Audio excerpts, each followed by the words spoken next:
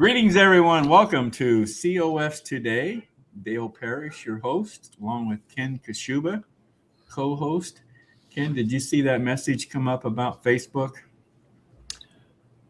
Let me post a comment and see. I haven't. It looks to me like we got connection problems again. Do we really? Okay, I'll have to go in there and So- reset that for our Facebook friends. Yes, I see. Sorry, folks. We run into this from time to time.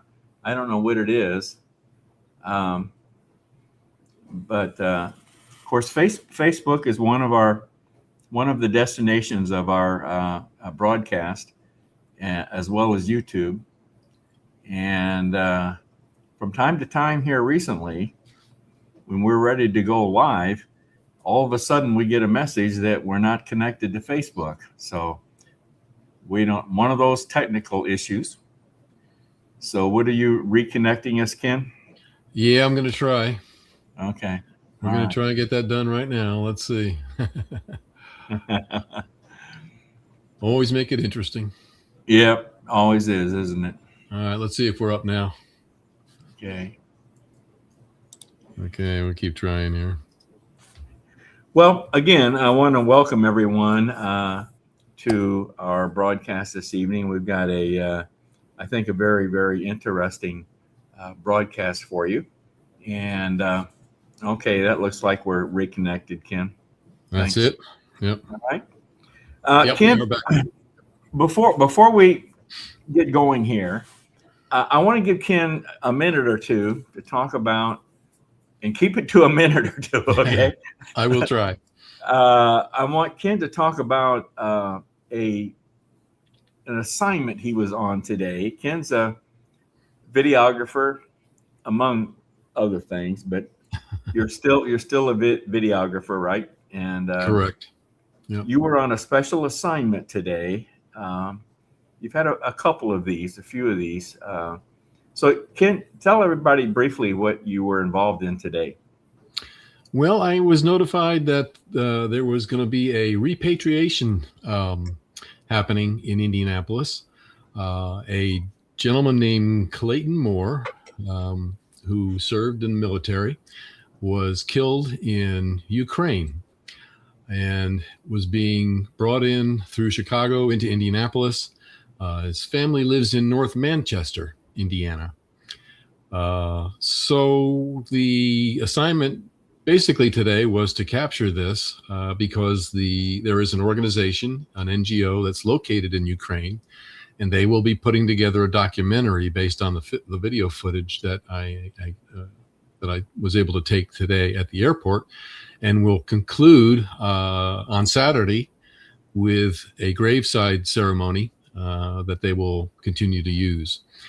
So a little bit, just really, whenever these happen, or that I was involved with one other a long time ago back in COVID for a missing in action Marine.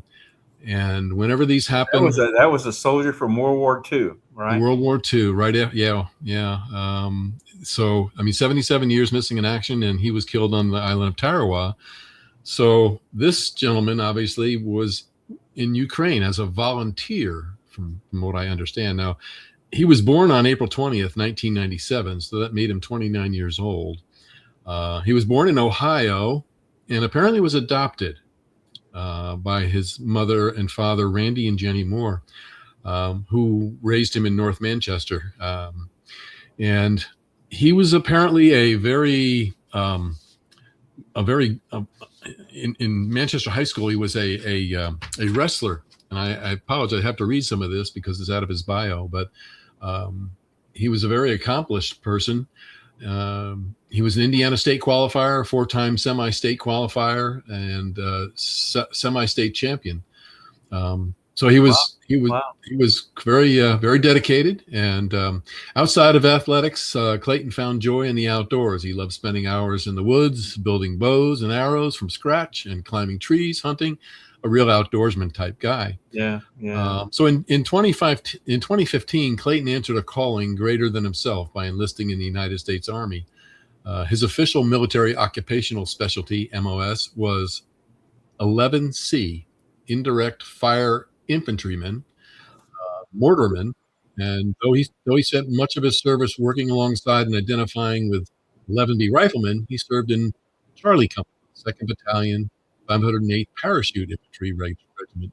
So he was deployed to Iraq and Turkey in support of Operation Inherent Resolve and the multinational campaign to defeat ISIS. And during that campaign, he apparently contracted I say that they had it here. He apparently contracted a disease of the lung somehow, and so he was medically discharged. And Clayton's idea of serving was based on his Christianity and the feeling that he needed to serve rather than focus on himself. So was he in the military while in Ukraine? Not in the United States military, apparently. Apparently he went over as a volunteer. That's what I'm reading in his. Okay. Well, that's a little different. I was under the impression that he was still in the military. in the military. No. Okay. Well, and we'll have to get more details on that, because apparently there might be some actual military men that are actually. That's what we were kind of concerned about. So we're gonna. Ken will dig into this some more. A little bit more, but we'll get more on it. Very dedicated guy, and we'll have more probably after we do the gravesite ceremony this coming Saturday. For sure. All right. Thanks, Ken. Yep. Ken, I'll tell you that the video that Ken put together on the World War II soldier being brought back after 77 years, that was just a fabulous video, folks. So I'm really looking forward to seeing this one too. So. Yeah. All right, let's move on. Well, like we've always said, COS today, we're trying to save the country with Convention of States. Saving the country with Convention of States. Now, we're going to again introduce a new feature that we're starting up here on COS today, and we call it, Are You Serious? Let me show you a little promo that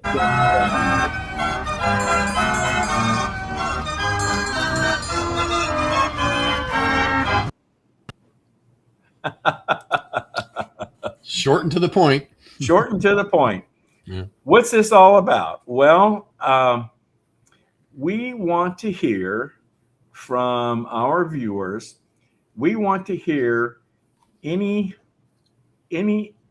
instances that you have in you, be it with your family, be it with your workplace, be it with your neighbors, wherever that may be, that politics has divided you in some way or another. And it could be due to TDS, Trump derangement syndrome, or it could be just a disagreement on political issues. That just seems to be so prevalent in our society today. And Ken and I both have examples that we plan on presenting. So what we were at this point in time, we're asking viewers to submit your experiences in this regard. You can submit them via the comments, or you can send us an email at raiseyourvoicecos@gmail.com. raiseyourvoicecos@gmail.com. Now, once we gather a few of these stories, we will start presenting them as part of this feature, Are You Serious? Now, we'll be talking about this more in future broadcasts, because there are some ground rules. I want to make that clear, that there are some ground rules here. We can't name individuals, no profanity or insults. We've got a few other things here, rules that we have to go by. And Ken, I guess we're going to have to maybe find a way to list these so that people can see them. Obviously, they need to know. And of course, the stories that you're submitting will be, again, via the comments or email. So they will be written, and we will reserve the right to do some editing on these. Yeah. To, So I think what we're looking for obviously is to look at the issues that actually are causing division. yeah, And how they're affecting everybody. Yeah. Mm-hmm. yeah. And I mean, I think there are some amazing stories, unfortunately, out there, and so we want to give you an opportunity or a way to express those. Okay, so that's the new feature. Are you serious? So man, are you really serious? Maybe we ought to put that as "Are you really serious?" Ken, instead of just "Are you serious?" Yeah. Okay. Moving right along here, then. I think Maringo Mike's got something to say here about a QR code or something about liking our broadcast. Let's listen to what Maringo Mike's got to say. During the program, please be sure and hit the like and subscribe buttons along with the notifications bell so you'll always know when we go live. We appreciate your support and hope you'll join us on our mission to use the Constitution to save the Constitution. Now, back to the program.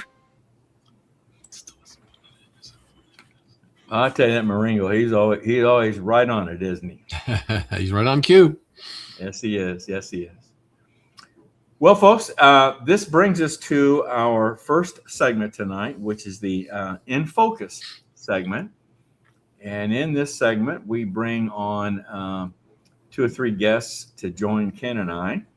And we each just talk a little bit about what's caught our attention, what's in the news, what's going on in the world.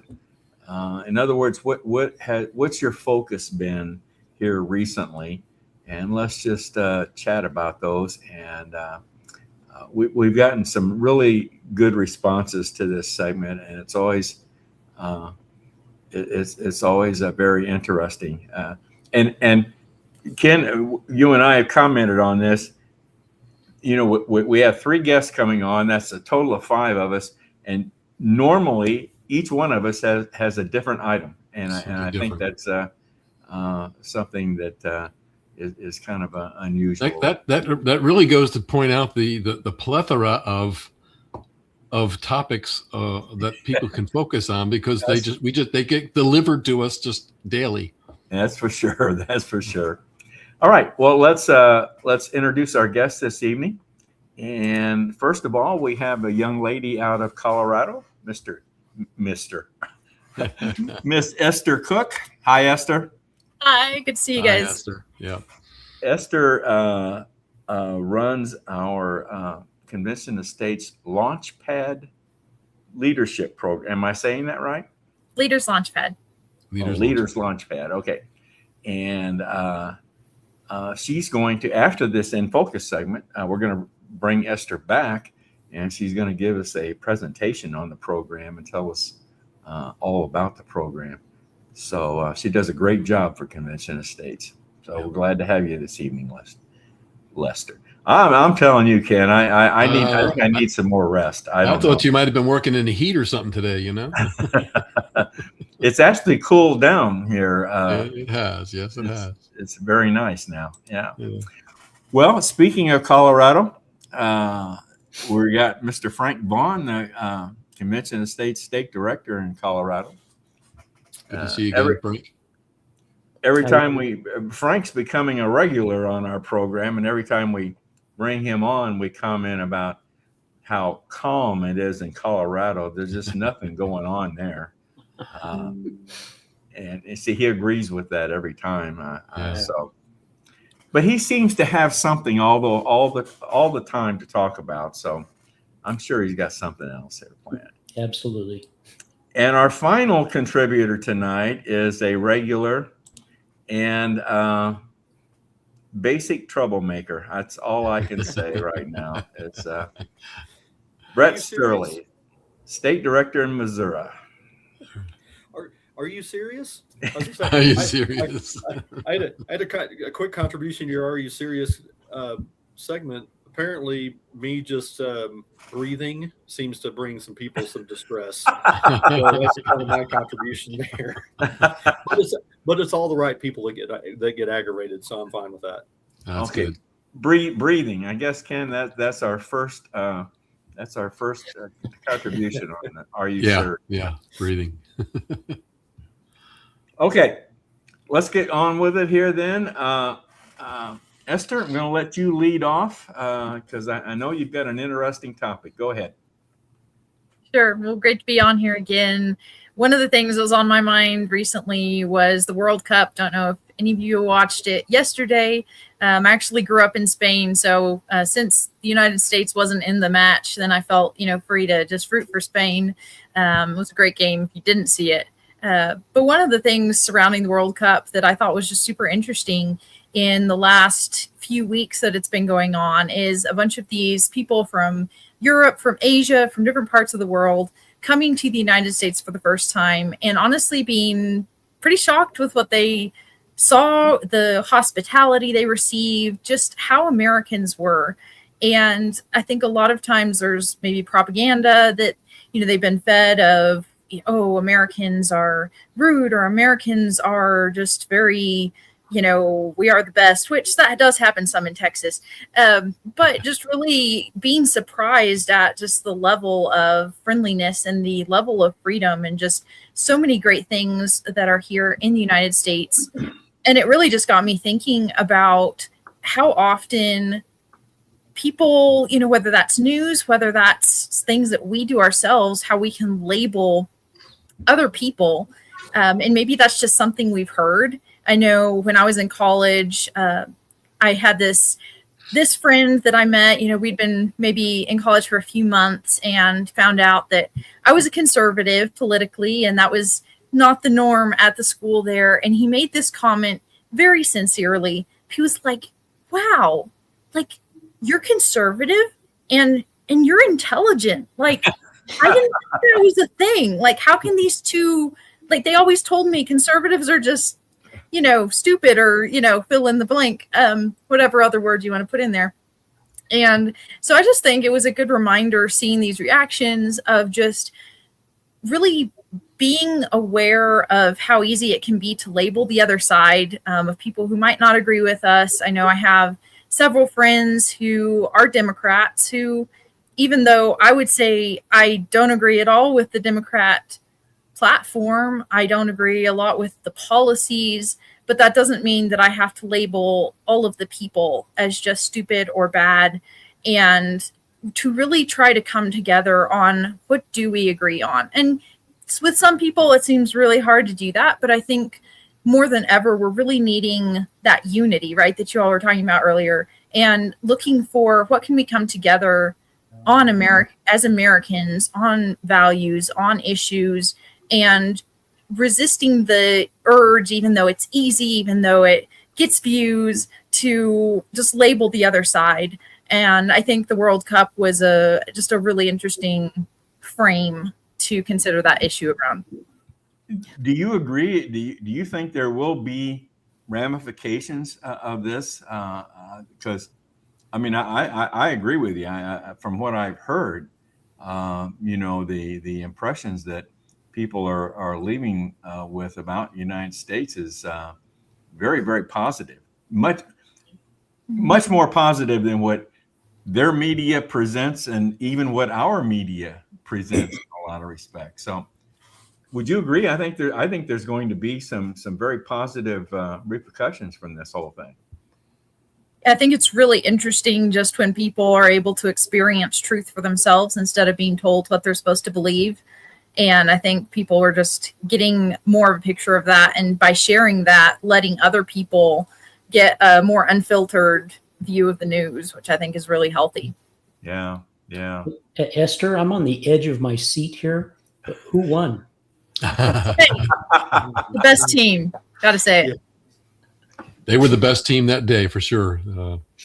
They outplayed Argentina, who was the heavy favorite.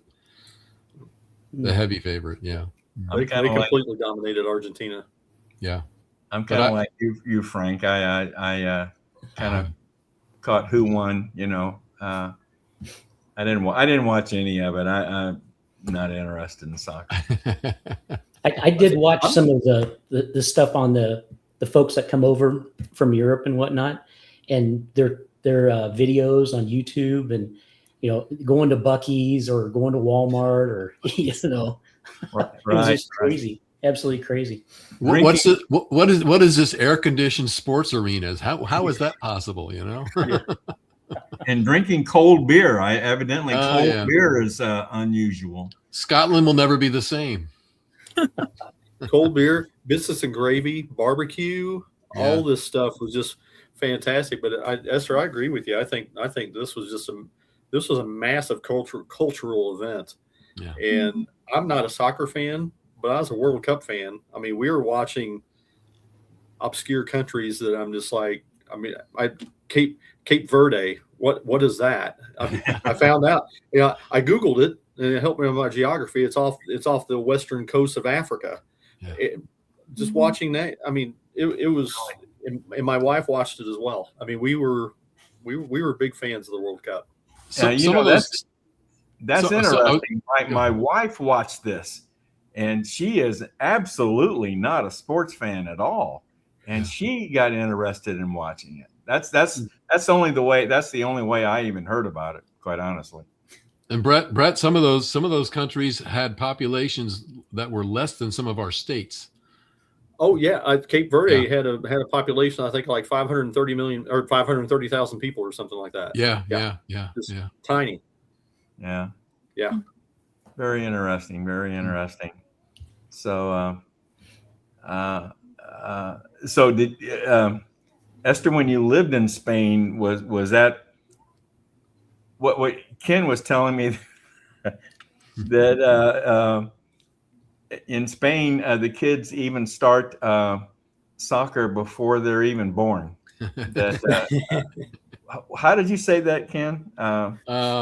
Doing headshots in the womb or something like that? Yeah, headshots in the room, and when they come out, they actually start kicking a ball before they can walk. But yeah. And some of those, I don't know if that's verifiable fact scientifically. I can attest to the fact of seeing as soon as they can walk, they're definitely out there with a soccer ball. Yeah. But Esther, you have to agree that how many parents do you know that when mom says, "Oh, feel here, he's kicking," there's something to it. I have never been pregnant, so I'll have to follow back up with you guys on that once I've been pregnant. That's my only verifiable fact that you can check into. Okay. Esther, how long did you live in Spain? Almost 19 years. Oh, really? You were pretty well brought up then. Entrenched in Spain. Yep. So definitely think soccer's the best sport. Sorry for all those of you who like baseball and American football. It's just not the same. Yeah. Well, and eventually we should really start calling it foosball. Yeah, we have a lot of soccer fans in my office, and so whenever I go by, if there's one of the soccer games was on one of the televisions, I just ask them, I'm like, "Oh, you guys watching kickball again?" Stirring it up, aren't you, Brett? Yeah. Always. All right. Thank you, Esther. Frank, what's on your mind, bud? Oh, I tell you, I've been watching this China hacking our election records, and it's just amazing to me that they stole 220 million records. And then I found out that this had been going on for years, that they were doing this. And the more I checked into this and got to thinking about it and looking at it, our intelligence agencies knew that this was happening for years. And those unelected bureaucrats held this information from our elected bureaucrats. They didn't tell Congress. They didn't put it in the presidential daily briefs. They just saw fit not to let our elected officials know. And that is just absolutely egregious, in my opinion. It kind of makes Watergate look like child's play, when you really think to the level that this is, and how long has this been going on? And then it leads me to think, how do we correct it? You know, what mechanisms do we have in our federal government that can correct this travesty that's going on? It's shadow government at this point, as far as I'm concerned. I don't know. What are your all's thoughts about it? Well, as I mentioned before we came on, the first step is to hold people accountable, and I think if you hold people accountable, then you've set some examples of what can happen with this type of behavior. But it's just like if no one's held accountable in this whole thing, then it will continue on forever. And well, I think you're absolutely right. But we've seen a lack of accountability in our federal government. Yep. I was watching John Solomon from Just the News, and he believes that people are going to get fired from these intelligence agencies, and that some of them are going to get prosecuted. And I absolutely hope he's right. And then we find a way that this never happens again. You know, because it's just terrible what's going on in our federal government. One of the other damages to that too, Frank, is the fact that the influence that can be used using the amount of data they have to influence people is another thing that it's bad enough we have to deal with our own media in this situation, but now you've got China able to go ahead and influence people based on the data they have on everybody. Yeah. So from what I understand, the data that they stole, you know, there was a lot of public record kind of stuff, but they also got your voting history. Like, for example, if I'm one of those 220 million people, they now know how I have voted in every election cycle. You know, so they could, you know, come up with some way to start to evaluate what goes on in our country. And it's sad that these records can be stolen like that. You know, it's just mind-boggling to me, and that they were doing it for years, and we're just now hearing about this. And then the other thing that really bothers me is, where's the news on this? It went through one cycle. And it's dead now, you know. Amazing. Well, they also know who votes and who doesn't generally vote, and when you vote, and what you know. Do you vote in the every 4 years? Do you vote in the mids? You know, they know all that. Yeah, they can absolutely profile you. Yep. This is the deep state. Yep. Well, you look at that, and you just look at how much data they have on us, and you look at the propaganda about data centers. You know, that's been you know, traced back to Chinese and Russian interests there. And I'm talking about accountability. I'm not going to talk about this tonight, but I would encourage your audience to read up on the Jack Smith scandal. Jack Smith was the unconstitutionally appointed special prosecutor that went after Donald Trump and his family and kind of Trump world and his campaign. It was broken just last week that they have verified that he read the texts and emails and listened to the voicemails of at least 44 sitting Congress people, including members of the Trump campaign and Trump administration. And this is something that they asked him. He was asked this point blank in his testimony last year, if he had read any text messages or listened or read any emails. He specifically said no. He should be thrown in jail. He should be charged with perjury, at least. And you're exactly right. This will keep on happening until people pay some real consequences. Yep.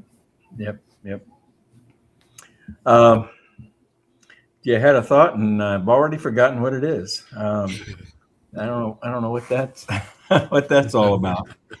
But oh God, it was something you said, Brett. Anyway, I'll think of it here. All right, very good. Anything else, Frank? Nope. I think I got that off my chest. All right. Brett, what's on your mind, man? Well, I've been thinking the last week about the judiciary. Actually, the last several weeks about the judiciary with some of the absolutely just crazy and insane opinions. They're not rulings, they're not decisions, they're opinions, the court opinions that they have come out with. And I thought, you know what? Why don't we go back and take a look and see exactly what the framers thought about the judiciary? I can say it, and their proper role. So if you go back to Federalist 78, I just want to read just a couple brief pertinent sections here. It says, according to the plan of the convention, that's the Constitution, all judges who may be appointed by the United States are to hold their offices during good behavior. Okay. People think that judges are appointed for life terms. That's not what the Constitution says. The Constitution says good behavior. He said its propriety having been drawn into question by the adversaries of that plan is a no light symptom of the range for their objection, which disorders their imaginations and judgments. The standard of good behavior for the continuance in office of the judicial magistrate is certainly one of the most valuable and of the modern improvements in the practice of government. And he goes on to say here, talking about how, the proper role, or exactly what the judiciary can do. He says that the judiciary, on the contrary, has no influence over either the sword or the purse, no direction either of the strength or the wealth of society, and can take no active resolution whatever. It may be truly said that it said to have neither force nor will, but merely judgment, and must ultimately depend on the aid of the executive arm, even for the efficacy of its judgments. So that just, in English, that just means they can't do anything on their own. They can issue opinions, and I think it was Andrew Jackson that disagreed with a judicial opinion one time from the Supreme Court, and he was president at the time, and basically he said, "That's a nice judgment you have there. What are you going to do about it?" Just like, that's fine. It's printed out on the paper. I'm not going to enforce it. And so that's the thing. And so finally, it says, this simple view of the matter suggests several important consequences.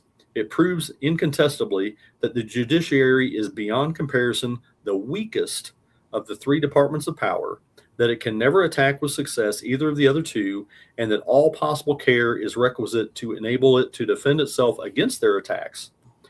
It equally proves that though individual impression may now and then proceed from the courts of justice, the general liberty of the principle can never be endangered from that quarter.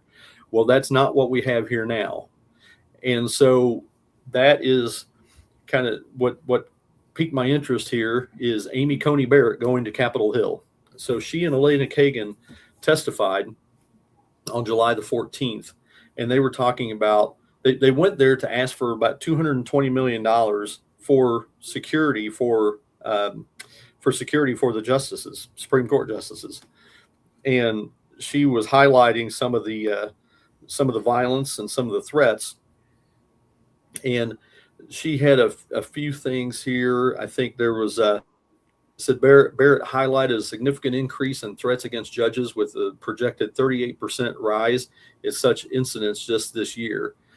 She has been swatted at her home, which that means basically somebody from outside your home calls, reports your home that there's some type of violent activity going there. And then so the police respond, law enforcement responds, and they're thinking that somebody's under direct physical threat there. So they're coming in heavy. They're coming in with guns drawn and ready to take action. And this is extremely disturbing. This has happened to several conservatives.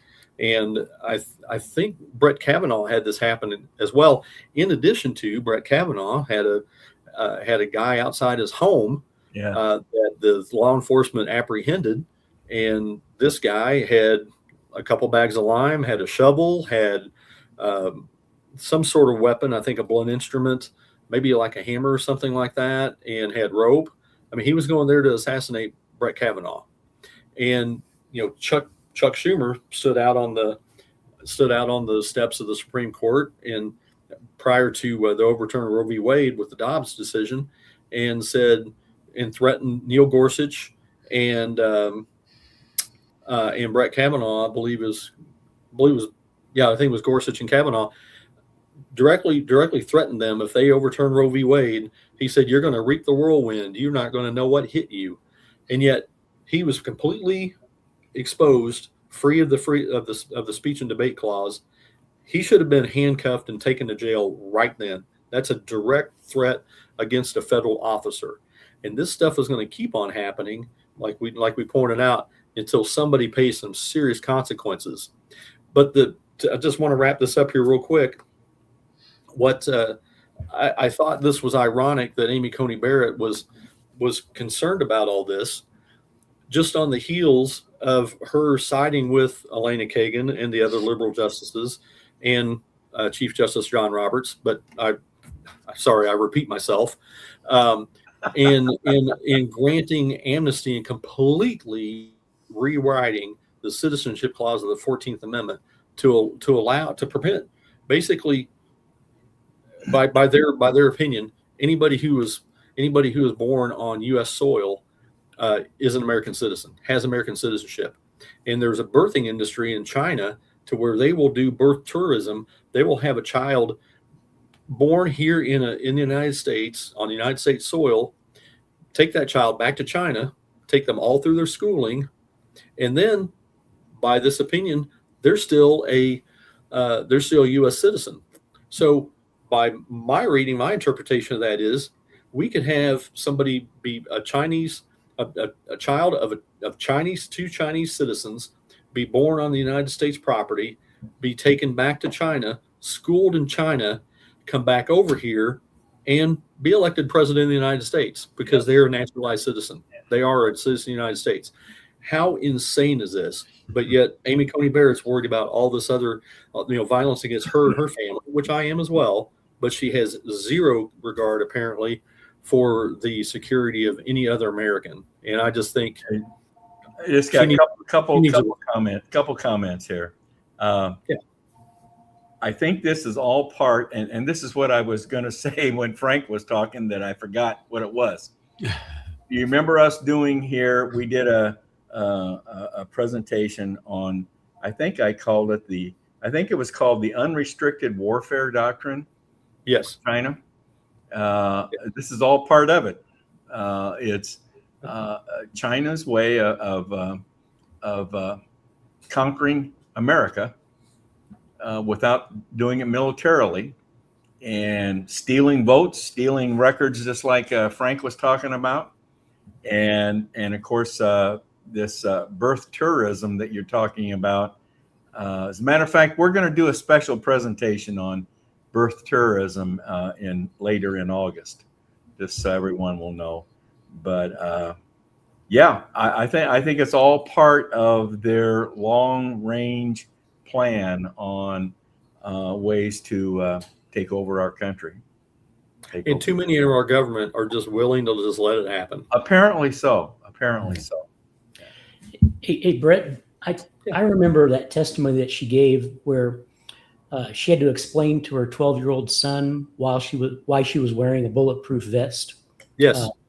Do you think that these threats are affecting how she rules on her opinions? Oh, I don't see how it can't. They can say it doesn't, but I don't see how it can't. It's this 14th Amendment, it's egregious. Oh, it is. There's absolutely no historical, legal, or logical basis for it whatsoever. I mean, there's nothing. And John Roberts is, has a penchant for rewriting stuff, rewriting either laws or cases to just to make sure that he can still get invited to the right parties there in DC. And he is absolutely he's a one-man wrecking crew to the Constitution and our republic. Yeah. Now, do you think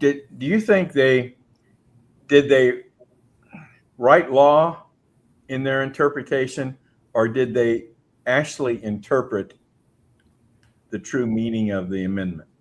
They wrote law in Robert's opinion, because I mean it's lengthy, but and I've read some of it.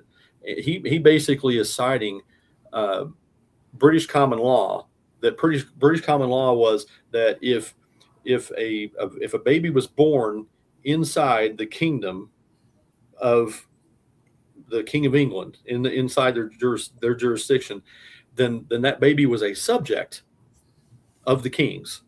So if there was a British territory, say when they had Australia, and a baby was born there in Australia, thousands of miles away from England, well, it was a British citizen. And so he used English common law, and some of our founding and some of our laws are based on English common law.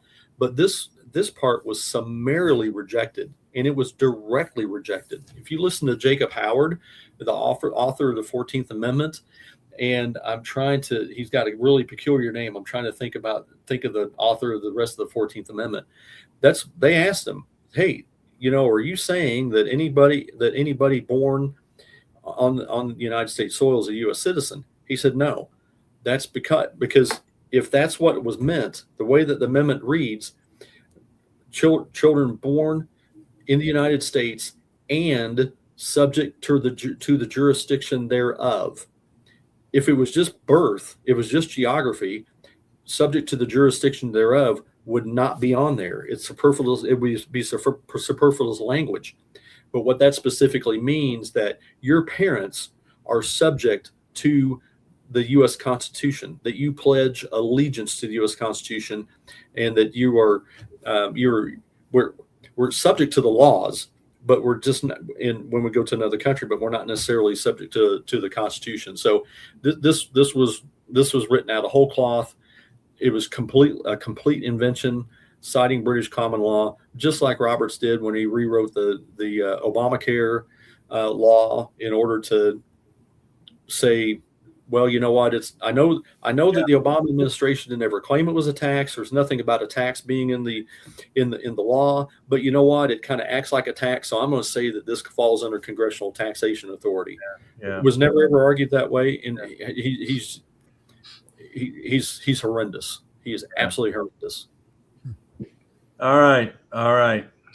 Well, this is a topic that, like I said, we're going to be talking more about this later on in August when we get into birth tourism. So very good topic. Thank you, Brett. Very good. Ken, we're down to about 7 minutes here. So well, I've got a very short one tonight. I was going to chime in with Frank tonight, but I think we really beat that up pretty good tonight. So I'm just, I'm going to just bring up a short subject, and Brett and everybody agrees that we can't believe some of the things we're seeing there. But I happen to watch the Maine Democratic once our friend Graham was decided to step aside and of course blame his own party for wanting to step aside.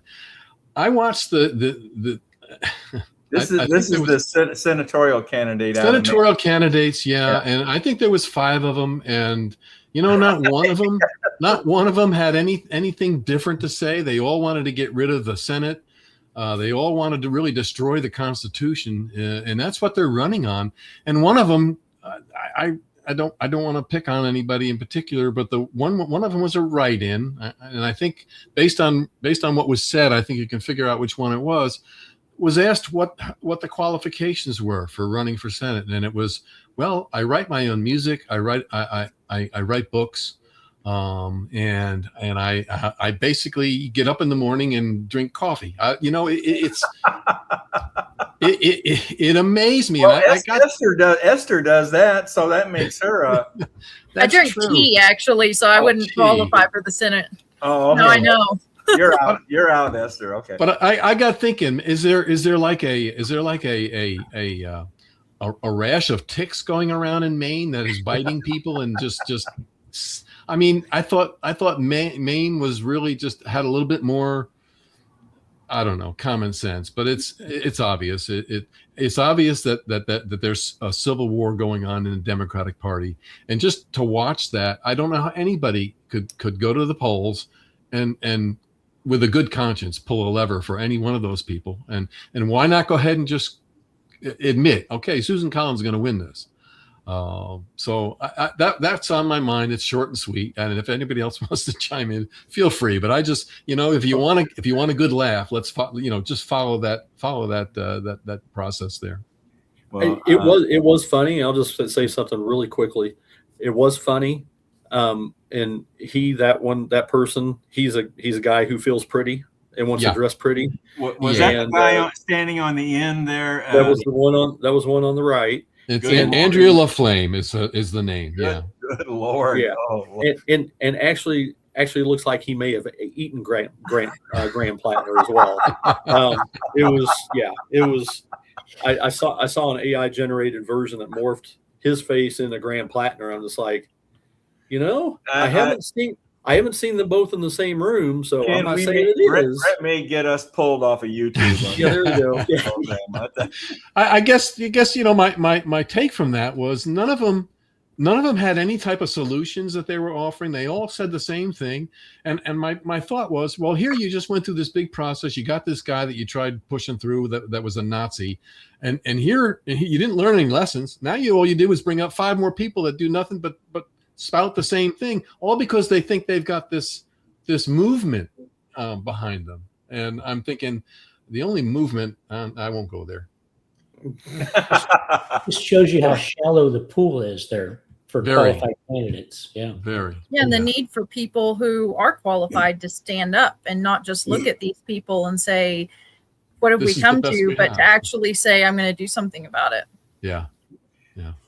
I mentioned the presentation coming up in August on birth tourism. Well, coming up August 10th, we're doing a special presentation. And when I say special presentation, I'm talking about our COS Perspective segment coming up August 10th, and it's on democratic socialism.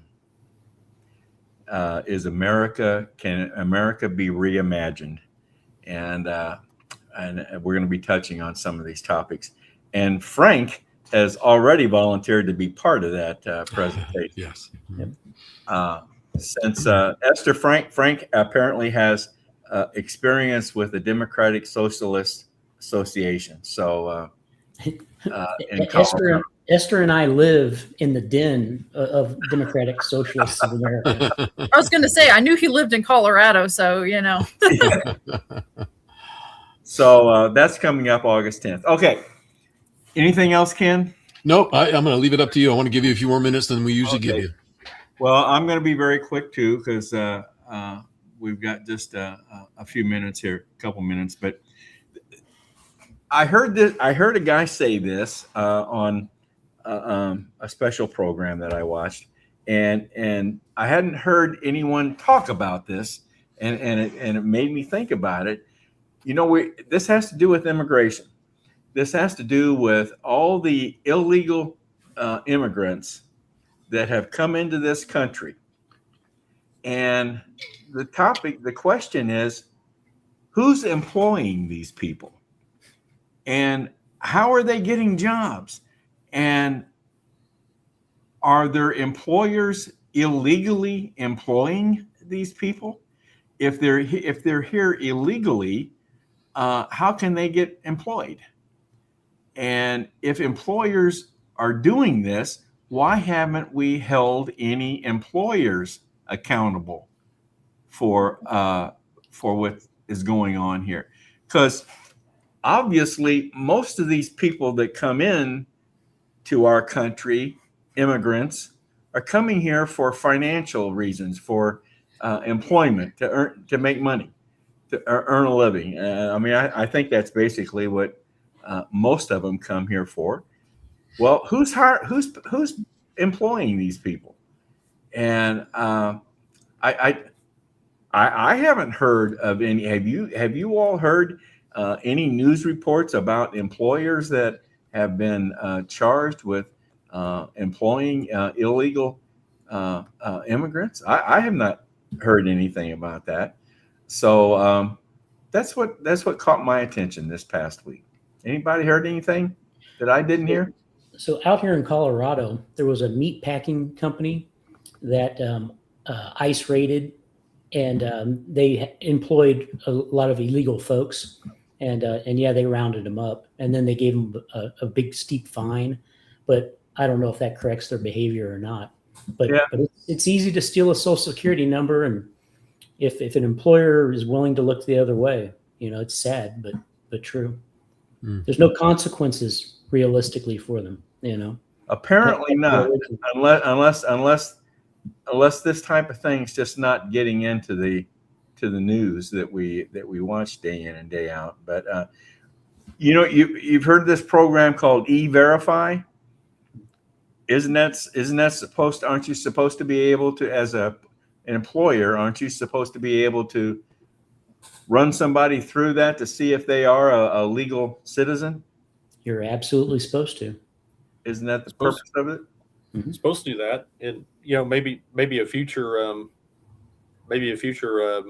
perspective or topic would be the effect of illegal immigration on the transportation industry. That's industry that I'm involved in, and it's really turned the whole entire industry on its head here right now with finally with the immigration enforcement, and this has been necessitated by illegal immigrants that can't read, don't know road signs, that do U-turns in the middle of I-95 and have families of 5 run into the back of their trailer and kill all 5 of them. Yeah. So maybe that might be something later too. But yeah, it has far-reaching ramifications on top of just the national security. It's a national security matter. I mean, this will go to, if we don't stop this will go down as the dumbest national suicide ever in the history of the country of the world. It's stupid.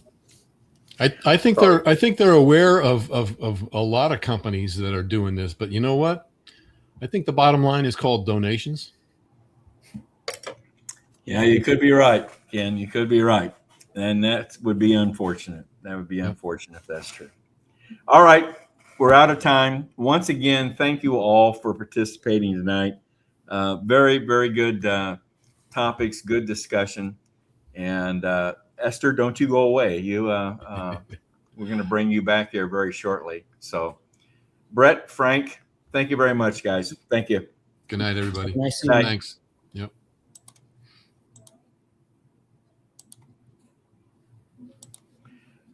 That was a good one. Ken. I tell you, this In Focus segment, I can't get over how good they are. I think.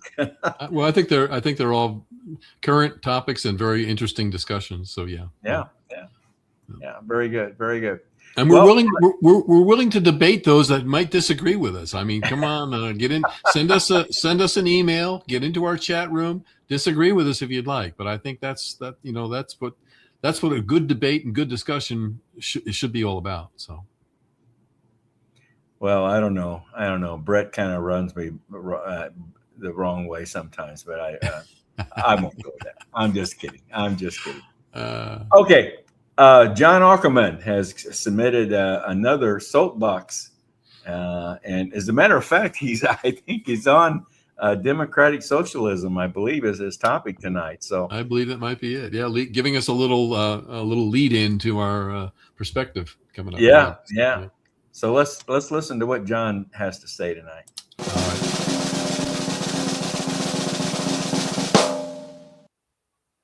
John Ackerman for Convention of States. In what might be the greatest threat to our republic since the Civil War, democratic socialism is on the rise. I'm not an alarmist, but I am alarmed at what's been happening in elections in New York City, New York State, and Colorado. When Benjamin Franklin emerged from the Constitutional Convention, a woman asked him what kind of government the delegates had created. His famous reply, "A republic if you can keep it," was more than a clever remark. It was a profound recognition that a written document alone, the Constitution, was insufficient. The founders understood that no system of government, however carefully designed, could endure without a people committed to the moral principles upon which it rested. America's success would depend not merely on the wisdom of its founders, but on the character of its citizens. The founders rightly believed that rights come not from government but from God, and that the purpose of government is to secure those rights. As the Declaration of Independence declares, all people are endowed by their Creator with certain inalienable rights. Because those rights are grounded in the laws of nature and of nature's God, liberty cannot survive apart from virtue. Self-government requires self-discipline. A free people must be willing to govern themselves morally if they expect to remain free. When citizens abandon personal responsibility, reject objective moral truth, or become indifferent to the Constitution, they invite the steady expansion of governmental power and the erosion of the very freedoms they once enjoyed. This is one of the reasons American exceptionalism matters. The United States was founded on the revolutionary idea that liberty is inseparable from moral responsibility, and that a constitutional republic can flourish only among a virtuous people. Franklin's challenge was directed not merely to his own generation, but to every generation that would inherit the blessings of freedom. To keep the republic means more than preserving the principles that gave it life. It requires citizens who know their history, cherish their Constitution, exercise their freedoms responsibly, and remain faithful to the enduring truths upon which America was founded. Only by preserving both liberty and virtue can Americans continue to fulfill the remarkable promise of their constitutional republic.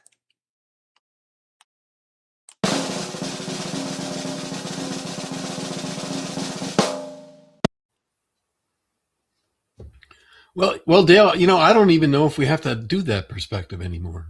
I think John handled it. Yeah, I think he did pretty well. Yeah, Well, it's a good lead in. It's a good lead in. Yeah, I was being a little sarcastic. yeah, that's okay. That's okay. Well, we're going to delve into it Yep. a little deeper for a longer period of time. So, but yeah, that's very good. Very good. So, all right. Well, I see Esther has not left us. So before she takes off, we better grab a hold of her and let's get right into the Leaders Launchpad and let's learn about this program that, well, let me bring her on before I say anything more. Yeah. Welcome back, Esther. Long time no see. Yeah, long time no see. I hope you enjoyed all those goodies that Dale put in the green room down there, Leaders Launchpad, am I right? Yes, sir. How long have we had this program in Convention of States? This year we'll be doing the 5th cycle. So they run on 5 academic years. years. So it counts up a little faster than just the full years. But yeah, looking forward to the fifth class of interns this next year. So how many interns have gone through the over the 5 years?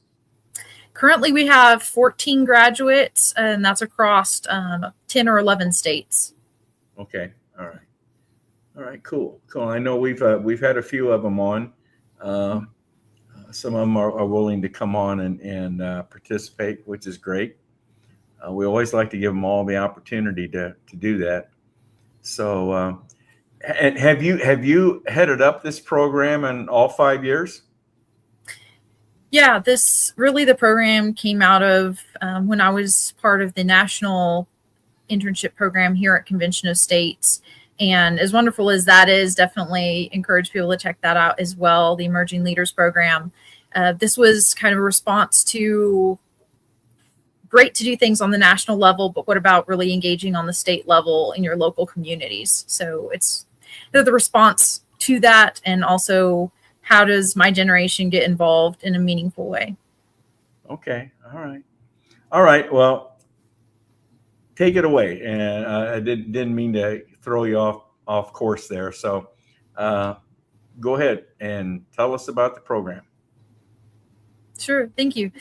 So basically, we've been touching on this already on this broadcast, all of these topics in focus, where you're wondering, what is our country coming to? And it can be really easy to just look at that and be like, yeah, it's going down the drain, and to just look at that and feel unequipped for what we can do with that. And I think that's especially true for the younger generation, my generation, where we're kind of like inheriting this state of events, and it doesn't make sense. There's a lot of stuff that just doesn't seem like it's operating with common sense.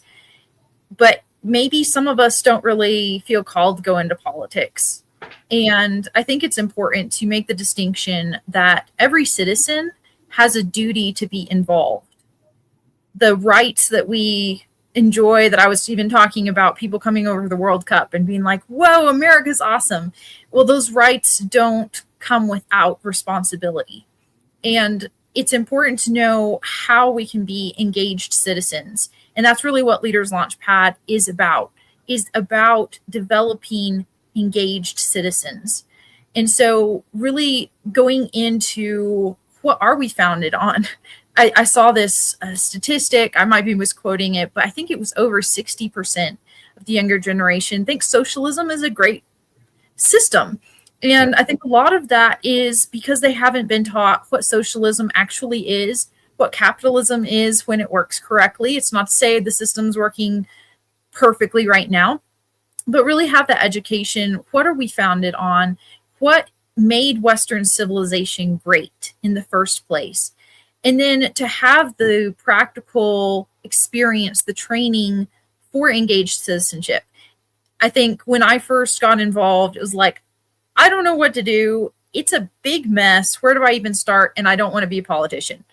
And so Leaders Launchpad really is designed for, if you do want to go into politics, that's great. It'll be a great stepping stone for that. But also for just the person who's like, I want to go into business. I want to go into education. I want to go into ministry, whatever calling you feel like God is calling you to.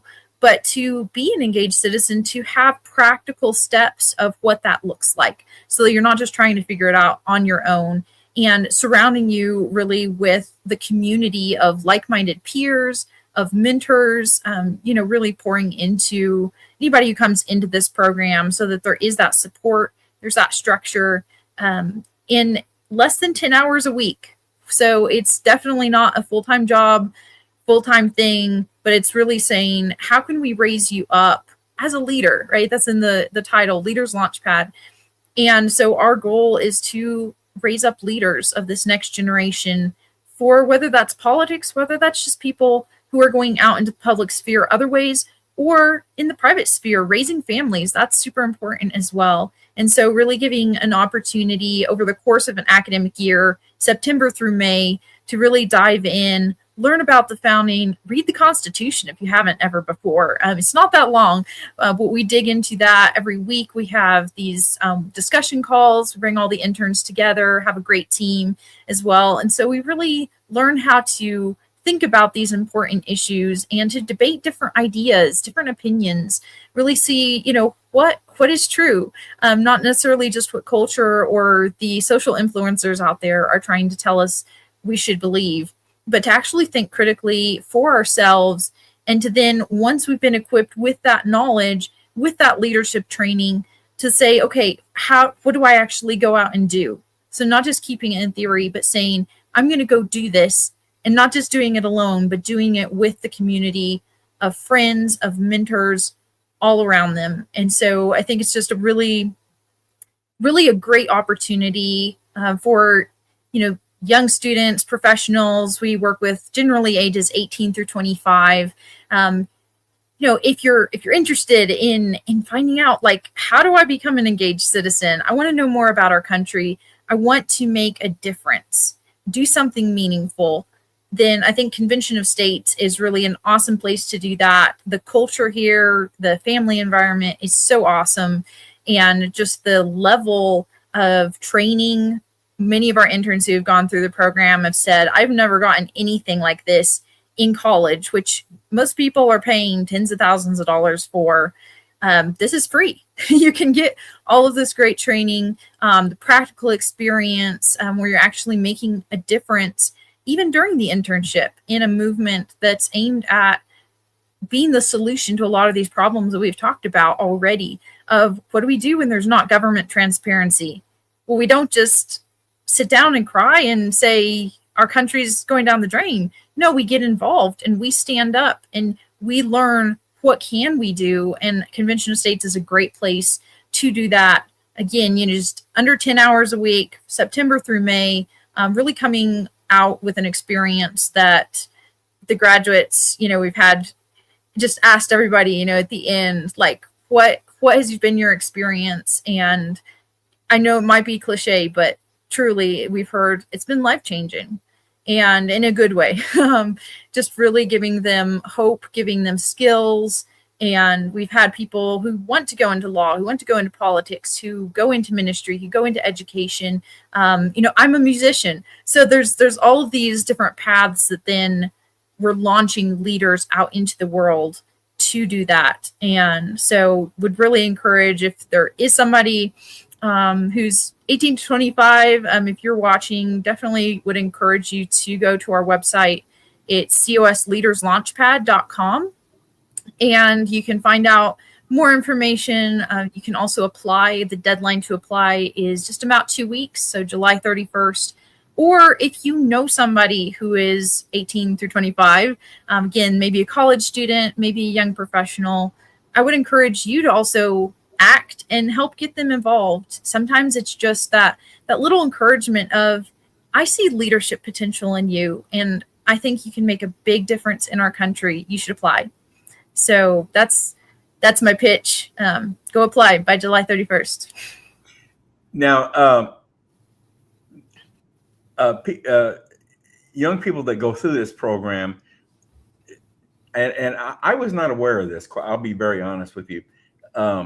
That doesn't mean they have to become state directors for COS or district captains or whatever. I mean, that's fine if they would like to do that, right? But it's really about becoming a leader in whatever profession or ever role in life that they choose that they want to be, right? Is that? Absolutely. And I think the skills that, you learn being involved in Convention of State is great. There is lots of opportunity for, leadership even within the organization, but it's transferable skills. I mean, learning how to think effectively, learning how to communicate your ideas, learning how to work well with other people, learning how to network, learning how to talk with your state legislators. All of these things are skills that are really transferable to whatever industry you go into, whatever calling you go into. Really, really priceless experience. And that's not mentioning just the relationships that are formed, which in a lot of places, it is about who you know, and you can get to know a lot of great people. Esther, I think one of the things that you said there really struck a chord with me, and that was the fact that, some of these people in that age range are spending hundreds of thousands of dollars on a college education, and what I think, there's this movement already for the need of plumbers and electricians and blue collar type workers, and a lot of people are choosing a trade already to go in that direction. But as you said, as a professional or as somebody who maybe wants to be in law or whatever it might be, obviously, if you're going to be a lawyer, you're going to have to go and get the college degree. But for other professionals, I mean, what an outstanding free program where you can basically get more out of that short of a program and basically not have to pay anything, but just absorb the fantastic opportunity that's there. I think it just makes so much sense. Absolutely. And really the time frame we've worked it out, it's really packed full of good stuff. Even though it's under 10 hours a week, 5 to 10 hours a week, really trying to pack that in, but also be really doable for people who maybe are working full time or who are going to college. Maybe you're going to college, have a part-time job, really trying to make it, again, doable to do something. A lot of people, I think, are like, I can't do everything, so I'm not going to do anything. Yeah. And instead of that, say, what little thing can I do? I remember my pastor was just talking about the story of the little boy who had a lunch of 5 loaves and 2 fishes. And the disciples were looking at it and saying, what is this for thousands of people? And yet Jesus looked at that and he said, here is something. It's not nothing. And I can do something with this. And so I think, too, it's about bringing your little something, your 5 loaves and 2 fishes, and saying, I'm willing to do something with this. And then we can take that and feed thousands of people. Yeah. Perfect. Esther, I know we've had some of the interns on our program here. I think it ought to be a requirement that they come on COS Today in some form. I mean, this is to me. I think this is part of becoming a leader, to come on and talk about what they want to do, or talk about a topic, or present a topic or something. So I would encourage you to I know you already do, but I would encourage you to make us a requirement, a part of this program, if that's feasible. Yeah, I would say there's definitely lots of opportunities, and we place each intern in the state where they're residing, whether that's for where they reside or whether that's where they're going to school. And there's so many different opportunities. We've had interns that have gone and testified before committees at the state capitol, really had awesome experiences there. Yeah. Just being involved, talking with other people, learning how to do an elevator pitch, and definitely always love referring them to come on COS Today. So we'll definitely follow up on that. And it doesn't have to be someone from, while we're based here in Indiana, it doesn't have to be someone here in Indiana. It can be someone from Colorado or any other state. I'm proof. Yes. As a matter of fact, I'm trying to think of one. I think a gentleman that we've had here not too long ago that went into the ministry. I'm trying to think of who that is right offhand. Jericho. Yes. Matter of fact, you Awesome. might, if you were ever in contact with him, jingle his bell. I've been trying to get in touch with him, and he's not responding to me anymore. But yeah, Jericho. I know he's a busy man, so definitely I'm glad he was able to come on. Is Ethan Savka? Was that one of your? Yeah, I think he was a couple years ago. One of our graduates. He's going to be on. He's going to be a guest next Monday for us. Awesome. Quite honestly. Yeah. And I think he's even expressed some interest in our COS Perspective segments. By the way, I wanted to mention to you the COS Perspective. I don't know if you use this in the program in what I'm going to say here, but the COS Perspective is comprised of the 3 pillars of our resolution and the core values of Convention of States. That's what we call the COS Perspective. Mm-hmm. And that's what we apply in this special segment that we do. So that would be a great thing for them to participate in. I mean, it would require a little research on their part. There's no doubt about that. But give that some thought. Do you conduct the whole program? Do you pretty well lay out the agenda and the whole program?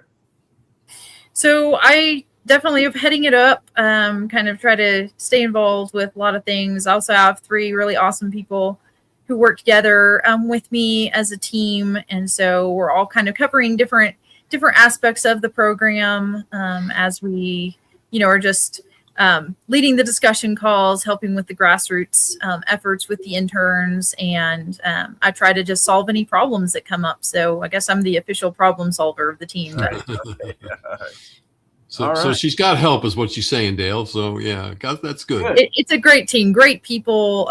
Really love working with them, and the interns love them as well. So That's great. Well, I think you're doing a great job. Esther.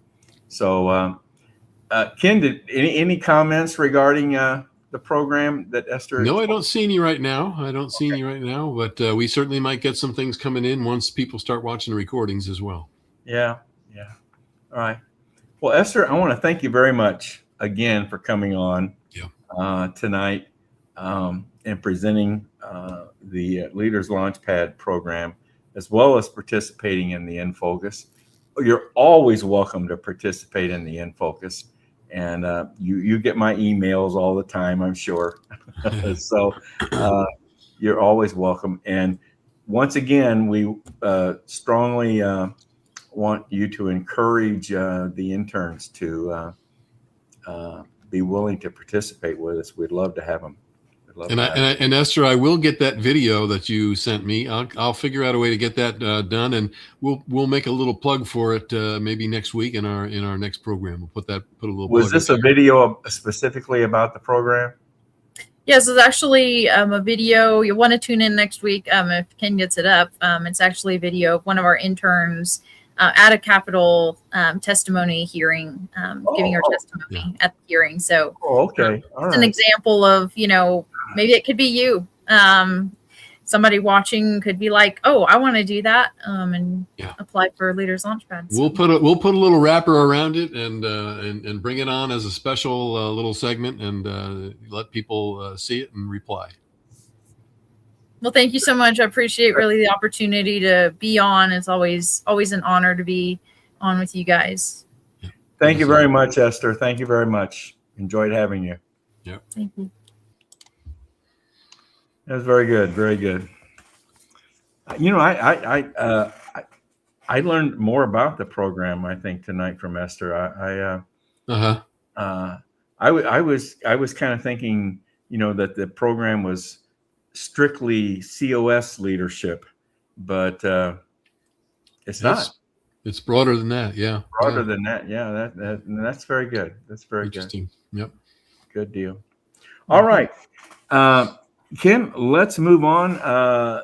We've got, as usual, David Punt out of Minnesota has given us another Dave's Daily Dose. So he's talking about something about the KKK. I don't know how this came up, but we'll see what he's got to say here. Okay. We'll see. Okay.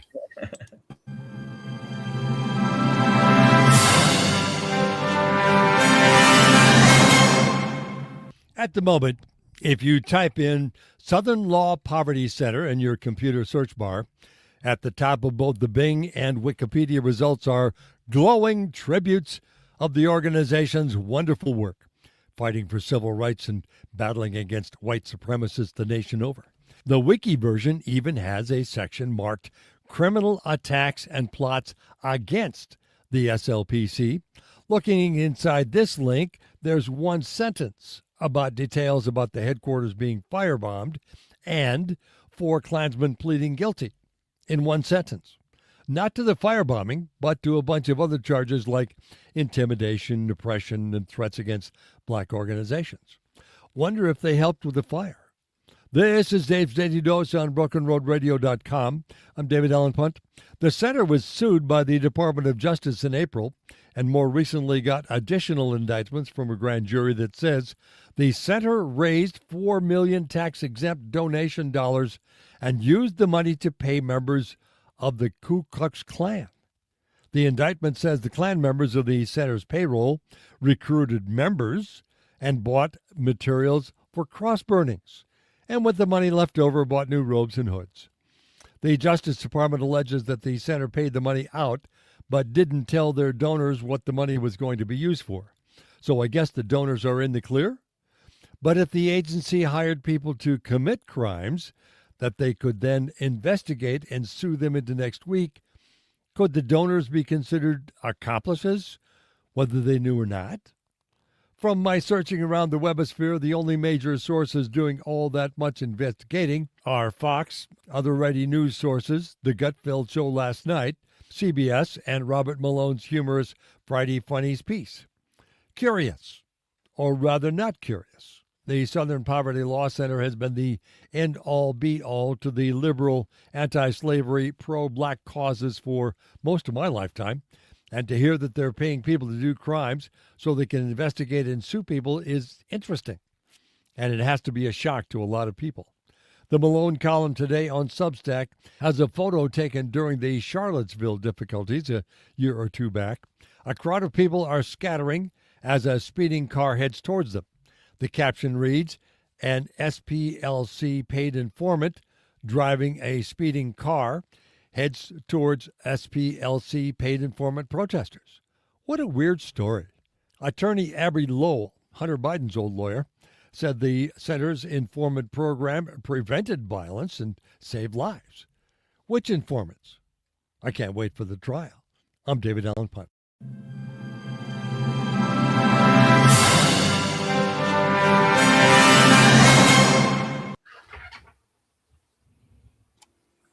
That was a good one. And David's always coming up with a good one, isn't he? Yeah, he's always focused. Yep. Well, Ken, the next video that we have for everyone is an interview that I did recently with Diana Tellis, one of our contributors, state communications coordinator out of Ohio, and a guest that she has dealt with, Mike Huntley, on nuclear power. And, this is a very interesting topic, Ken. Oh, yeah. Yep. As a matter of fact, I think they're going to do a series here, maybe 3 or 4 parts to it. As a matter of fact, we're going to be next week recording part 2 for our August 3rd broadcast. But this is part 1. And the gentleman involved is Mike Huntley, and we talk about him in the video, so I won't go all over it. He's an author as well as an expert on nuclear power. And when it comes to all these data centers, the AI and the power required, not only the power but the cooling requirements for these centers. Yep. Nuclear power could really come into play here, and I think it's an important topic and for the future of our country. And we've and we talk about this in the interview, how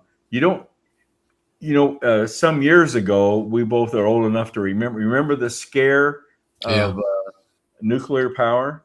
And how building nuclear plants and so forth really came to a halt over this. Well, yeah, people got scared to death after Chernobyl. Right. Yeah. And he talks about that in this interview, and brings out some very interesting information about that, as a matter of fact. So here I am talking about the interview. Let's get going on it, and all right. And we'll be back and then wrap things up this evening. Okay. Sounds good. Yep. Greetings, everyone. Dale Parrish, host. Well, tonight we have a very interesting interview. One of our team members, Diana Tellis, out of Ohio, state communications coordinator, has lined up for us an interview with Mr. Mike Connolly, well-known author and expert on nuclear power. So we're going to talk about nuclear power. So let's get right into it, and let me bring Diana and Mike on. So, hello, Diana. How are you? Hello, Mike. Howdy. Glad to have you both on this evening, and looking forward to learning a great deal about nuclear power. So I'm going to let, since Diana likes to talk so much, I mean, you realize that too, don't you, Mike? That I got used to it. It's cool. Okay, all right. We're going to let her take the lead and conduct the interview. So I'll chime in as best I can from time to time if I have a question. But Diana, take it away. All right. Thanks so much, Dale. Good to be here. Our guest tonight is going to talk to us about nuclear power, which I call the AI-generated energy solution. I'm guessing that Mike would agree with that. So fascinated by science since Mike was a child. Mike Conley here comes to us from LA, and he was drawn to the ingenuity, simplicity, and the safety of the molten salt reactor. And I suppose that was several years ago when that was brand new technology. And Mike is an author by trade, but kind of dove into the science out of interest. And he does have some books that we'll talk about later. But to learn more about this technology, Mike became a member of the Thorium Energy Alliance, or TEA, and I can only imagine what those folks are like. They spill the tea at the Thorium Energy Alliance. So you've joined that. It's a close-knit group of people, and they're molten salt reactor advocates. Right. So his and approach, nuclear scientists in general, not just molten they must be salt, so much but fun. Yeah. His approach, your approach to the brainiacs that you met through the TEA is simple. If they explain their technology to him, he can explain it to the world. So Mike does speak and write in layman's terms, which is much appreciated. His 4 books are a product of that ongoing project. He considers himself an uncredentialed expert. And so welcome to COS today, Mike. It's really good to have you. Your work is much appreciated by me, as I have learned across many years, because I have a science-minded husband, and he has been trying to dispel my fears of nuclear and sees it as a very viable option for our energy in the future, or for now, obviously, too. But there's an increase in demand and increase in cost. So what else is to be done? It's clean, abundant, and affordable. But I know too well the power of messaging, and misinformation and disinformation is a problem, especially, I suppose, where there's a petroleum lobby in there too that's very powerful. I don't know if they're still working against nuclear, but probably. Bad messaging and the imposition of unfounded fears on the public would seem to be the greatest risk of elevating nuclear as our nation's main source of energy. So you wrote a book called Earth as a Nuclear Planet. And I've heard you do this a couple of different times where you talked about Earth. This is just a great intro to nuclear and what it means. And it's become a scary word because of the disasters that are in the past. And we know that the technology has changed, but people don't really understand why. Tell me, Mike, because I really like this explanation. In what way is Earth a nuclear planet? Well, there wouldn't be life on this planet if there wasn't for radioactive material. And the reason why is about half the heat in the Earth's core comes from radioactive decay and a bit of radioactive fission, nuclear fission. And without that heat, we'd have a solid core. Mars has a solid core. It doesn't have a magnetosphere, so it cannot deflect the cosmic rays from the sun. And that is what strips away almost all of Mars's atmosphere. Well, the atmosphere that exists is just the chemical breakdown of the rocks, and they release carbon dioxide, and that's about it. On Earth, we have a very strong magnetosphere because of the rotating core, which we have, and it's rotating because it's molten, and it's almost all iron. So you have this molten rotating iron mass that creates an electromagnetic shield that blocks the cosmic rays from the sun and allows us to have an atmosphere that we can breathe.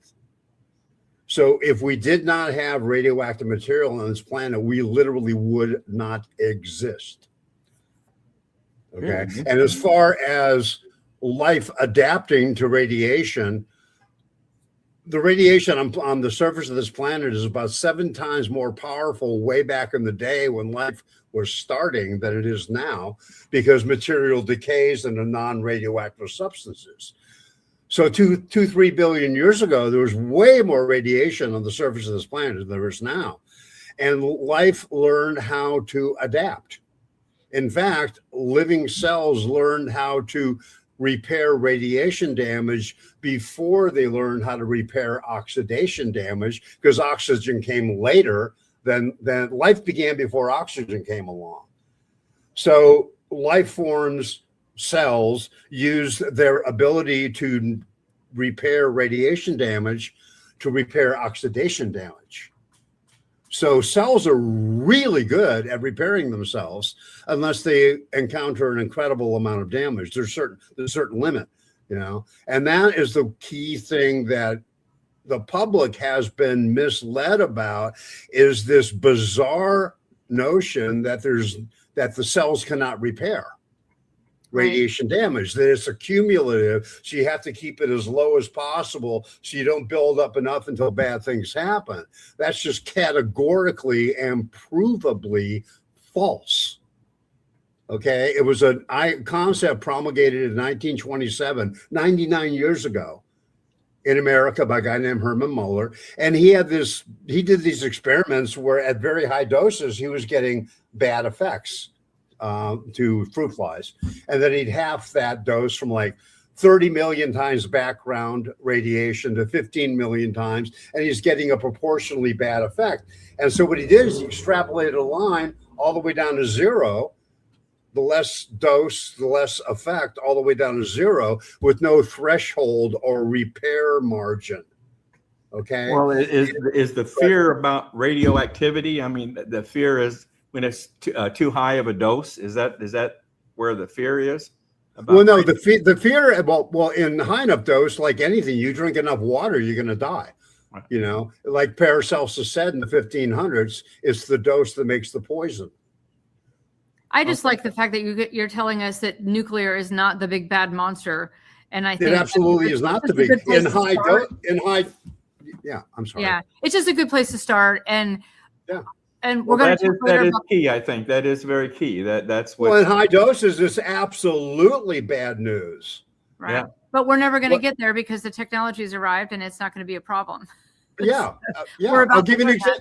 I'll give you an example. 3 Mile Island. The entire nation freaked out about 3 Mile Island, right? Right.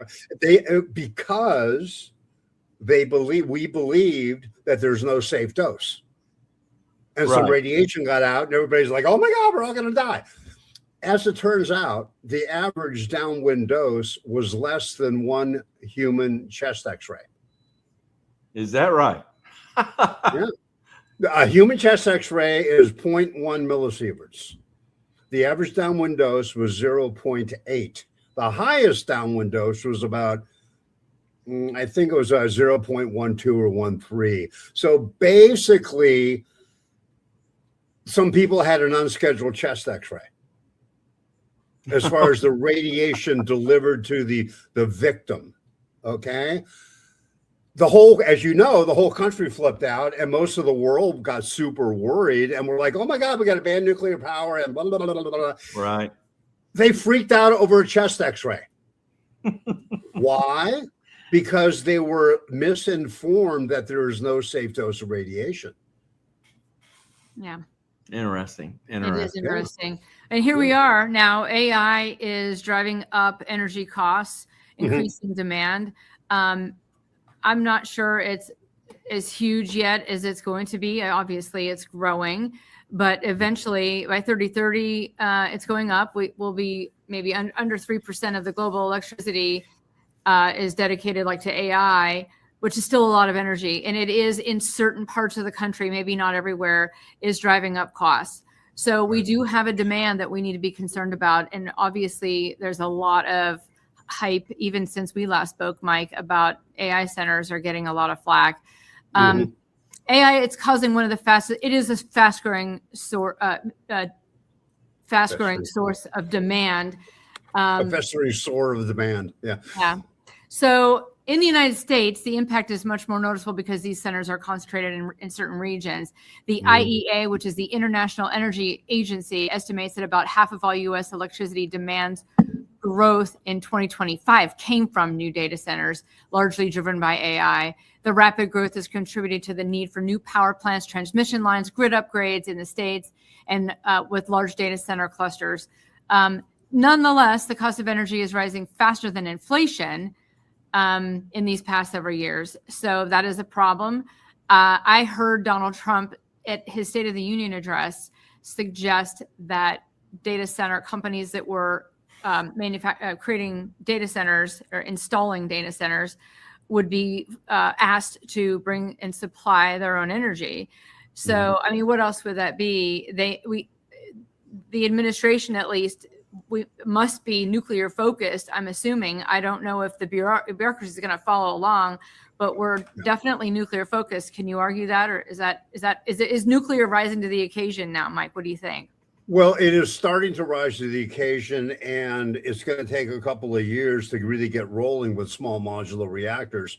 Small modular reactors are small, and they're designed to be factory built and the pieces assembled on site. So while you're making the pieces in the factory, you're building the plant on site, and then you truck the pieces in, you put them together, and you have a reactor. You have power.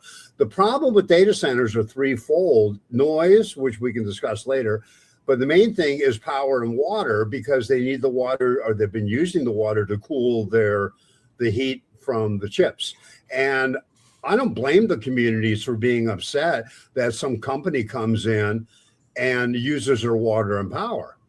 And I think Trump was right in his State of the Union address, is that if I were running the show, I would say the only way you can build a data center is to bring your own power and to not use a drop of our water other than your water fountains in your toilets and your sinks.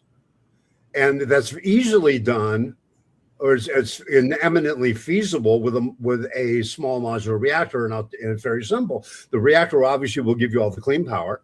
Okay. And a big enough reactor can handle all the power the place needs and run air conditioners so they won't use water instead. Okay. And the reactors I'm talking about have their own passive internal cooling and don't rely on a large body of water external to the reactor like the conventional reactors that we're all familiar with. Good. Okay. Those are called generation 3, which needs external cooling. Like a big car with a radiator, okay? Yeah. A small modular reactor is like a Volkswagen.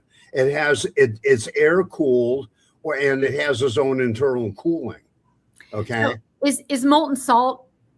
Am I jumping too far ahead here? But is molten salt with the small reactors are utilizing that technology, molten salt? Well, yeah. Well, the thing is a small modular reactors come in 2 or 3 basic flavors, and one of them is a miniature version of what we have now, with the difference that it can cool itself internally. That's why it's called a Gen 3 plus reactor rather than a Generation 3 reactor. The plus is internal cooling. Okay.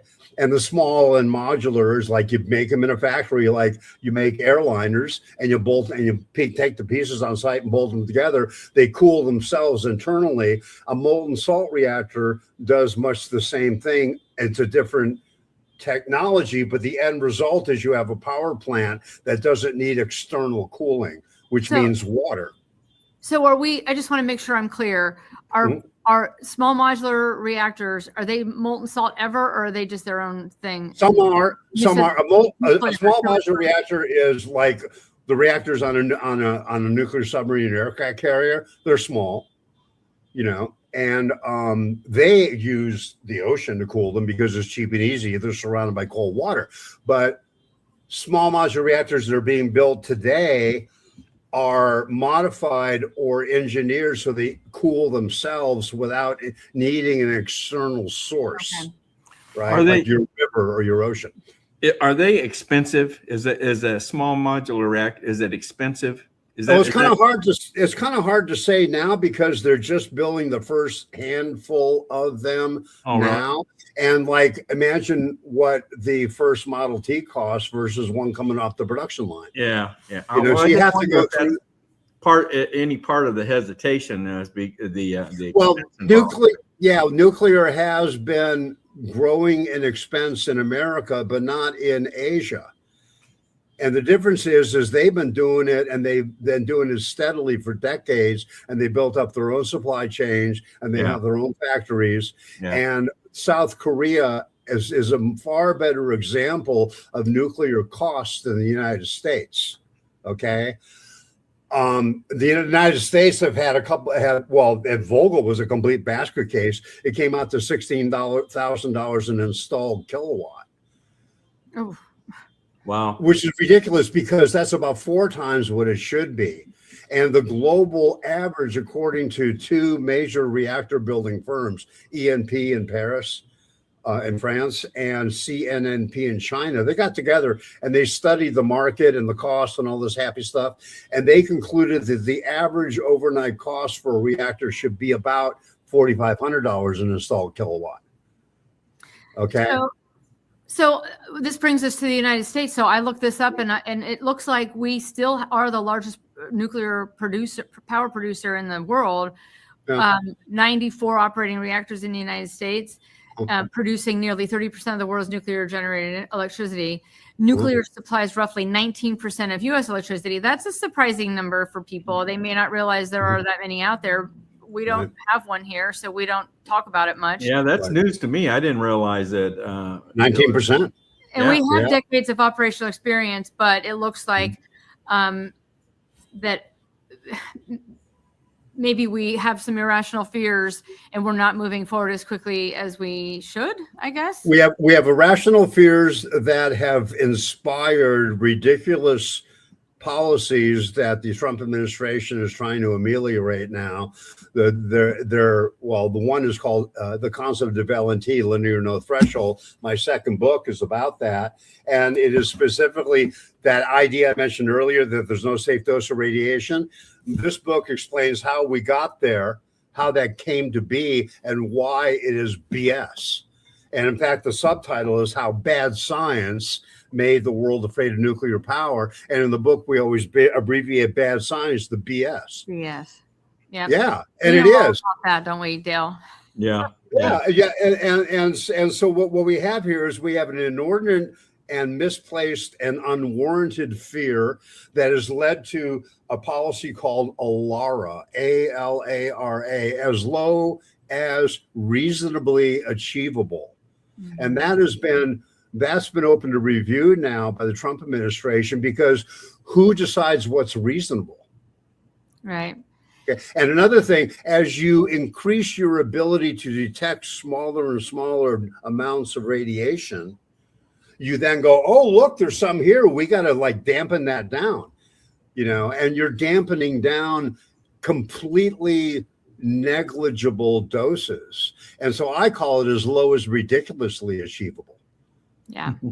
Well, I mean, there is a fact here that if China is, it looks like I have it in my notes here somewhere that China is expected to become the world's largest producer of nuclear electricity within the next decade if current trends continued. Well, we can't have that. We don't want our adversary. We can't have an adversary doing that, and we need to win the AI race as well. So there's really no way around this. Please tell me, my husband wants me to ask you this. He feels like he's been wanting nuclear power to be utilized in this country for a long time and really wants to see it take off. He still feels like it's a pipe dream. Is it a pipe dream, Mike? I absolutely do not think it's a pipe dream at all. And he would be much interested in my upcoming book called Roadmap to Nowhere. You guys probably have heard of the concept of 100% renewables powering the entire country. That was promulgated by a guy named Mark Jacobson out of Stanford. And his concept has become the renewable policy for the Green New Deal. So we took unpack and dismantle his proposal with our book called Roadmap to Nowhere. And we call our rebuttal the Green Nuclear Deal. Nice. So what we basically did is we took him, he said we need X amount of power in the country. Go, okay, let's do that with nuclear and see how it pencils out over an 80-year period, which is the life of a new reactor. Mm-hmm. And we looked at a fleet of reactors running for 80 years versus his fleet of wind and solar running for 80 years and being replaced every 10, 15, 20 years, and the batteries and the transmission and the recycling. And we added it up, and the worst case scenario is nuclear would be about 20% cheaper, up to 75% cheaper for an all nuclear national grid as distinct from an all renewables national grid. And we prove it with simple arithmetic. Mm-hmm. If you can handle fractions, you can get through a roadmap to nowhere. It's arithmetic, folks, and we break it down in exquisite and entertaining detail in our upcoming book. Earth is a Nuclear Planet. Yeah, Earth is a Nuclear Planet. The first book gives a kind of a summation of that, but we dive in and go, okay, let's take this guy's program. He's calling for how much? How much wind? How much solar? Right. He is calling for so much solar that he doesn't even add up how many panels he needs, because when you hear the number, you dismiss it as BS, which it is. Yeah. His program, we added up using his life expectancy, the type of panel performance, blah, blah, blah, blah, blah, right? 9.66 billion panels. Yeah. What's your webpage? MikeConleyAuthor.com. All righty. And are there any other voices out there like yours? I mean, are you? No, that's just me. I'm working on my mom's basement. No, there are, and other authors. Wade Allison is a great guy to read up on for radiation and the lack of danger or the danger thereof. Let's see what else. I'm just glad to know. I'm glad to know that there are other advocates out there for nuclear. Oh yeah, energy. There's just a bunch of them, and I just had like my brain did a thing there, and I can't remember the authors right now. But Google it. Google is your friend, or you Google my book and you say ask books similar to or whatever, Yeah. No, but I write specifically for the average Joe. Yeah. All right, Diana, we need to wrap it up here. Yeah, I see that.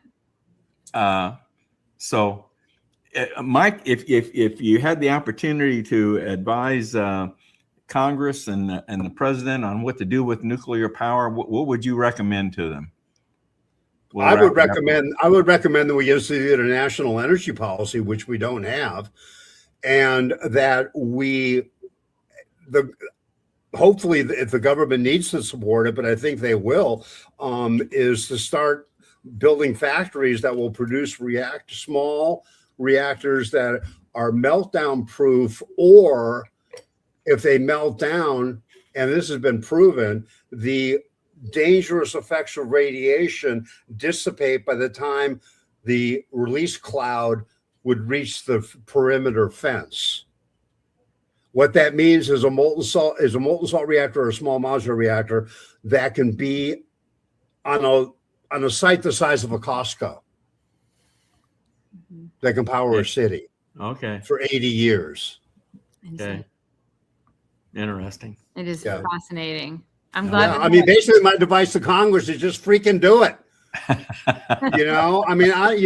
However we got the railroads built and General Motors built in Detroit, and just do it. We need an energy policy. We need the government to invest in energy. And you don't want to pick winners and losers. Well, it's already proven that wind and solar are toys. I just looked at the hurricane damage on Rhoda and the Marianas this morning. You want to install solar panels in a place like that? Right. The problem with wind and solar is they are entirely dependent upon and entirely exposed to weather.